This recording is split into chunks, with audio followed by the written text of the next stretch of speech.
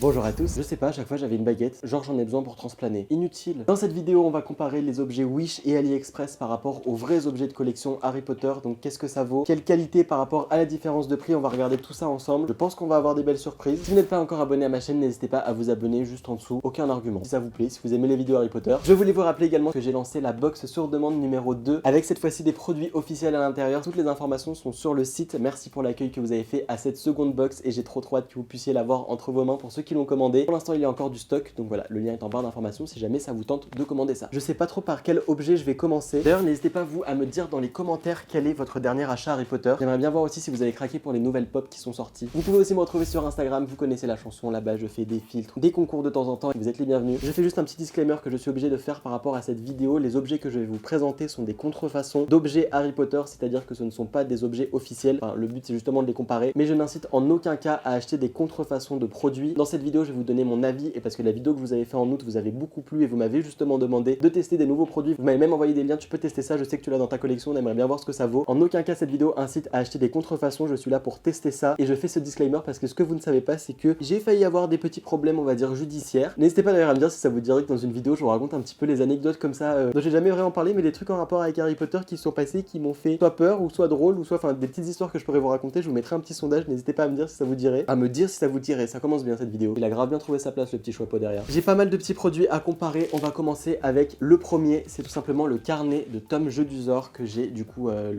il est à l'envers, ça va pas le faire. À chaque fois je vous mettrai bien évidemment les prix, donc ça, le carnet officiel, donc qui est en cuir avec les petits embouts, pardon, plutôt métalliques avec écrit Tom Marvolo Riddle juste ici. Le papier est blanc mais un petit peu jauni quand même. À l'intérieur on a absolument rien du tout comme page. J'ai absolument aucune idée de la matière là, je sais pas si c'est du cuir ou pas du tout, je ne sais pas. Mais en tout cas c'est un objet que j'aime beaucoup, qui est très beau, très fidèle au film et qui est un de mes objets préférés de ma collection, donc je vais pouvoir vraiment le comparer à ceci qui vient donc de Wish ou de AliExpress, un des deux. Je vous mettrai le prix à côté mais qui était bien moins cher que celui de Noble Collection en l'occurrence. Faut savoir que j'ai passé une grosse commande sur Wish et AliExpress qui a mis entre un mois et un mois et demi à arriver tous les produits. Ok, donc on a le carnet qui est dans un espèce de petit plastique, je vois déjà les différences. Après au niveau de est-ce que ça vaut le coup ou pas les objets comme ça qu'on trouve sur Wish, ça peut être beaucoup moins cher et parfois la qualité, on n'a pas vraiment l'impression de voir une différence. Dans tous les cas c'est pas très légal de refaire des objets semblables à ceux de Harry Potter sans la licence et donc en gros faire ça en tsum tsum de la Warner Bros. Mais c'est vrai que les prix des objets Harry Potter officiels sont genre ça s'envole, mais vraiment c'est abusé. Donc voici le carnet de Tom Jedusor, version AliExpress ou Wish. Je vais vous prévenir, pour certains je vais être très pointilleux, très titilleux, très relou à comparer les choses, mais parce que j'estime que si le produit coûte beaucoup plus cher quand il est officiel, il faut bien voir les petites différences. Oui, je vois des différences quand je regarde les deux carnets. Au niveau de la taille par contre, c'est vraiment exactement la même chose. Par contre, on voit de suite que ce n'est pas la même matière, le revêtement n'est pas exactement le même, mais le cuir du carnet officiel, il a des espèces de... Enfin, c'est une espèce d'imitation crocodile, vous savez, genre c'est pas tout lisse. On sent que la matière du vrai carnet est plus fragile, alors que l'autre, on a l'impression que c'est moins fragile, mais ça fait aussi un petit peu moins quali. Un truc qui change pas mal sur le carnet, et là par contre ça se voit, c'est les ornements qu'on a au coin du carnet.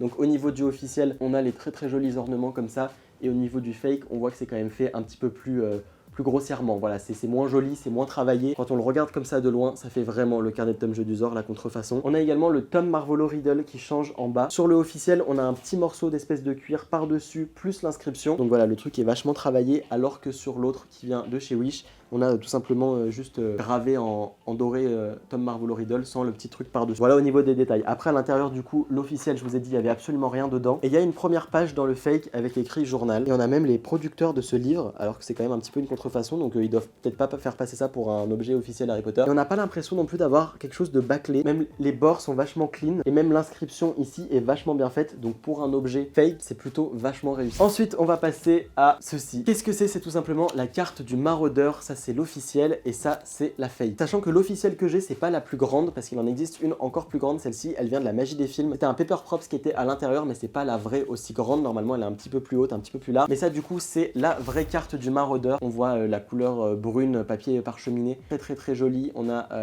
tous les détails des déplacements à Poudlard. Normalement dans la grande on peut ouvrir ici quelques feuilles de papier, c'est pas possible sur la petite mais c'est quand même un objet officiel. Le prix est difficile à estimer donc je vous mettrai le prix de la grande même si c'est pas exactement celle-ci. Et ça du coup c'est la fake que j'ai commandée et ils ont vraiment poussé le truc loin, ça vraiment c'est pas du tout légal. Ils ont mis sur le produit, donc c'est pas une photo sur le site ou quoi que ce soit, sur le produit ils ont mis officiel Harry Potter derrière. Ça c'est l'objet fake de chez Wish, il y a quand même écrit officiel Harry Potter alors que ce n'est pas possible du coup. Pas la même couleur, on est sur un espèce de jaune un peu Peace, magnifique. On adore mes références. Mais vraiment un jaune qui est moins joli et qui fait moins parchemin, qui fait plus fake en fait. On a vu qu'on avait vraiment envie de faire un effet parcheminé. Au niveau de la qualité du papier, écoutez, ça se ressemble beaucoup, donc je sais pas si ça... Voilà, on s'en fout. Pareil, du coup, ce petit élément ne se bouge pas. Elle fait presque la même taille que la vraie à quelques différences près. Et au niveau des détails, est-ce que c'est absolument tout copié? Ah, franchement, ça fait peur. C'est vraiment exactement la même chose recopié. C'est hyper fidèle à la vraie. Toutes les inscriptions, les lieux, etc.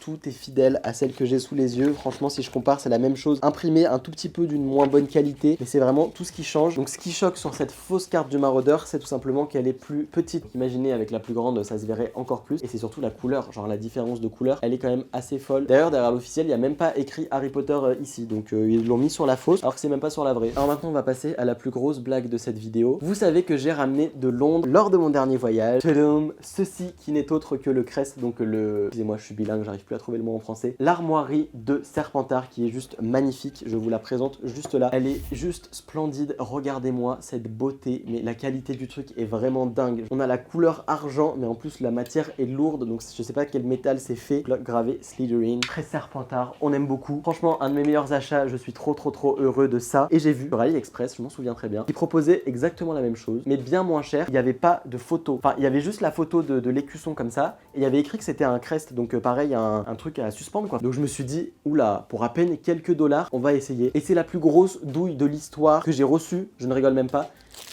J'ai reçu ça.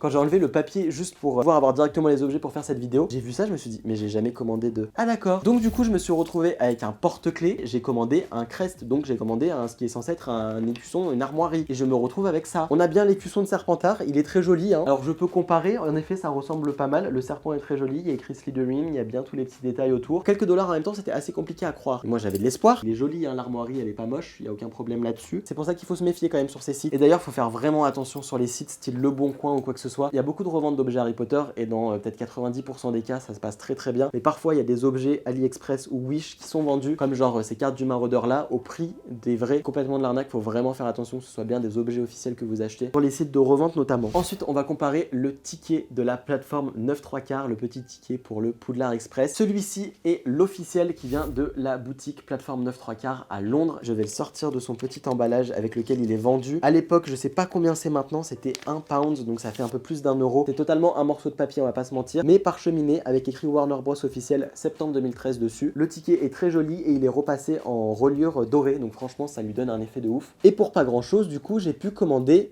un faux. J'ai reçu ça. Je vous présente donc le faux billet du Poudlard Express. On a écrit plateforme 9/3 dessus, mais c'est pas la même police d'écriture, donc je pense qu'ils se sont gourés. On a la petite mention en dessous qui est également sur le vrai ticket. Le faux ticket fait quand même ça de moins que le vrai, hein. Et puis c'est un bout de papier. Je peux le froisser en 2 secondes, alors que ça c'est quand même un minimum, je vais pas dire solide, mais un petit peu cartonné quand même, ça fait un petit peu plus qualitatif. Il est moins chouette, franchement celui-ci ça se voit. Bon après pareil, il faut avoir les deux à côté, sinon est-ce qu'on le voit vraiment? On va désormais passer à 2 objets, dont un que j'attends énormément, une baguette que j'ai trop hâte de comparer et je l'ai même pas ouverte, et franchement la qualité a l'air assez surprenante. Mais avant on va parler bonnet. Vous connaissez mon amour pour Serpentard, j'ai plusieurs bonnets dont ces deux là. Donc le premier, celui-ci qui est fait par Ciné Replicas avec un pompon au-dessus, avec le petit logo de Serpentard juste là, voilà, qui est tout simplement le logo officiel avec les couleurs tout simplement de Serpentard. J'ai dit au moins 15 fois Serpentard dans une seule phrase. On a également celui-ci fait par Ciné Replicas également, donc l'officiel numéro 2 avec juste les mailles beaucoup plus serrées, c'est pas le même effet que celui-ci. Et il y avait la copie parfaite sur Wish. C'est assez flippant parce que ça se ressemble énormément. La plus grosse différence quand on regarde les deux bonnets, ça c'est le vrai, ça c'est le faux, c'est que le faux, l'écusson qu'ils ont mis juste ici est imprimé sur un fond blanc, alors que ici c'est sur un fond noir. Bon alors c'est la forme d'un bonnet, jusque là j'ai envie de dire c'est plutôt normal, mais c'est vraiment exactement la même forme que le vrai. Au niveau des couleurs, le vert est assez fidèle, il ressemble plutôt pas mal au vrai. Après, le gris est un petit peu plus clair sur le faux, juste ici, je pense que ça se verra en caméra. Mais au niveau de la qualité, je suis assez choqué. Je sais pas si c'est parce que celui-ci a été lavé, le vrai que j'ai depuis plusieurs années, ou je sais pas pour quelle autre raison, mais il a l'air plus qualitatif, le faux, en termes de tissu. Je vous jure que le truc est doublé comme le vrai, et que la matière est plus douce et a l'air plus qualitative. Mais en tout cas, on est sur une copie presque conforme, à part les quelques petits détails que je vous ai donnés, et le prix est vraiment pas le même. Ensuite, je vais vous comparer ce qui est peut-être l'objet favori de ma collection Harry Potter. Vous connaissez ce set, c'est donc bien évidemment la baguette de Bellatrix Lestrange sur son socle, mais franchement, cet objet de collection est sublime. Il est toujours pas attaché parce que je peux pas faire des trous ici, donc c'est un peu compliqué. Mais exposé, c'est juste un objet magnifique. Entre le petit masque de mange-mort, les détails qu'il y a derrière sur le socle, le petit Bellatrix Lestrange et la baguette, mais qui est juste complètement dingue. Et j'ai trouvé un revendeur de baguettes qui avait l'air, je sais pas si on peut dire plus sérieux que les autres, mais ça avait l'air vachement quali ce qu'il faisait. Et quand j'ai reçu la boîte, je me suis dit, ah oui, c'est en effet vachement qualitatif. Parce que rien que la boîte est vachement jolie. D'habitude, on reçoit ça dans des boîtes dégueu, les fausses baguettes en fait, comme j'avais reçu dans les autres vidéos, genre franchement le truc qui était dans un emballage jaune ignoble. Quand j'ai ouvert ici sur la baguette, on avait le petit Bellatrix Lestrange, donc qui nous indiquait déjà le nom du personnage. Et ensuite, on est sur une boîte vachement jolie avec des reliures dorées comme ça. Derrière, l'imitation, c'est comme une vraie boîte Ollivander, ça ressemble vraiment énormément. C'est juste dommage du coup qu'il ait copié des baguettes existantes parce que s'il faisait ses propres baguettes avec des boîtes comme ça, c'est ouf. En réalité, du côté obligatoire. Du côté officiel, cette baguette n'existe pas en vente en boîte Ollivander, donc je ne vais pas pouvoir comparer la boîte, mais uniquement la baguette, donc celle-ci, c'est la vraie. Ça ressemble aux boîtes des animaux fantastiques, parce que du coup, ici, on a les petites étoiles, comme pour les animaux fantastiques, et on n'a pas de petits liserés comme sur les boîtes Ollivander Harry Potter. On a des liserés noirs, alors écoutez, vu que la baguette en vrai n'existe pas, je peux pas vous dire si c'est fidèle ou pas, et donc on a la baguette. Waouh! Trop bizarre. Elle fait vachement quali. Je suis choqué dès le début, en fait, elle est vachement lourde. Elle fait à peu près le même poids, voire un peu plus que la vraie. Alors que d'habitude, c'est vraiment des trucs hyper légers. On sait pas trop en quoi c'est fait, en plastique sûrement. Je suis assez impressionné. Les détails sont quand même assez fous. Je vous jure, ça c'est la fausse. Mais genre vraiment, on a toutes les petites runes ou les petites inscriptions ici. On a bien ici également l'espèce de grosseur qu'on a sur la baguette de Bellatrix. Et désormais, voici la vraie. Et donc du coup on est également sur des runes, ici des inscriptions, l'espèce de grosseur dont je vous parlais juste là, et sur la lame de la baguette. Bon alors rassurez-vous, j'ai quand même des choses à dire qui différencient les deux, et heureusement. Déjà on n'a pas la petite inscription officielle comme c'est le cas sur la baguette, la vraie. Ensuite la fausse me met des paillettes, je ne comprends pas pourquoi, mais j'ai plein de paillettes sur les doigts depuis que je la manipule. Et ensuite il y a quand même des différences, ça c'est la fausse baguette, elle est beaucoup moins courbée que la vraie. Je pense que ça se verra, mais la vraie baguette fait vraiment plus une courbure ici à ce niveau-là, donc déjà on arrive à les différencier facilement. La couleur est plus jolie sur la vraie baguette, c'est plus foncé et les détails sont plus intéressants et moins grossiers. L'effet vieilli est mieux travaillé, je trouve. Et ensuite, la grosseur est plus importante sur la vraie baguette que sur la fausse. Au niveau de la lame, ça se ressemble énormément, mis à part que sur la vraie baguette, c'est coupé net au bout, alors que sur la fausse, c'est bombé. Et à l'inverse, sur la fausse baguette, au niveau du manche de la baguette, là, c'est coupé droit, alors que là, on a une grosseur sur la vraie baguette. Honnêtement, je suis dégoûté, entre guillemets, de devoir dire que la fausse est vachement bien faite. On regarde les deux comme ça. Honnêtement, même moi qui aime beaucoup le personnage de Bellatrix Lestrange et qui connaissait sa baguette avant de l'acheter, si on m'avait donné celle-ci en me disant c'est la baguette de Bellatrix Lestrange, j'y aurais cru, mais vraiment. Quand on s'attarde sur les détails et qu'on regarde de près, certes on voit des différences, les runes sont pas exactement les mêmes, etc. Franchement, l'imitation est assez incroyablement bien faite. Voilà pour cette vidéo, j'espère que ça vous aura plu, n'hésitez pas à me le dire dans les commentaires. En tout cas, j'ai hâte d'avoir tous vos retours. J'ai hâte de vous filmer la seconde vidéo dans laquelle j'ai commandé des objets, mais que je n'ai pas dans ma collection, tout simplement en mode un petit peu haul. Donc voilà, hâte de voir tout ça et de partager avec vous. J'espère que vous allez bien, je vous souhaite une très bonne fin de journée. On se retrouve partout sur les réseaux sociaux d'ici la semaine prochaine pour une nouvelle vidéo, et surtout n'oubliez pas, prenez soin de vous. Ciao ciao.